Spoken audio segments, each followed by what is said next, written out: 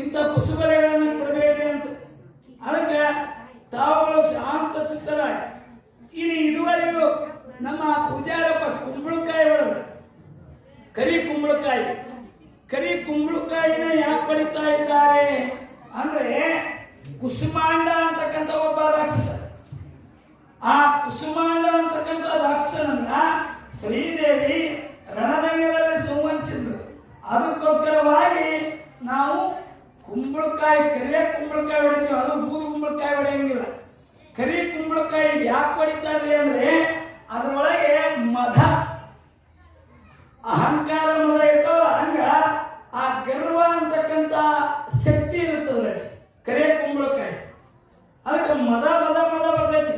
ಬೂದು ಕುಂಬಳಕಾಯಿ ಹುಗ್ಗಿ ಮಾಡ್ತಾರೆ, ಕರಿಯ ಕುಂಬಳಕಾಯಿ ಮಾಡೋದು ಕಡಿಮೆ, ಯಾಕಂದ್ರೆ ಮದ ಜಾಸ್ತಿ ಇರುತ್ತೆ.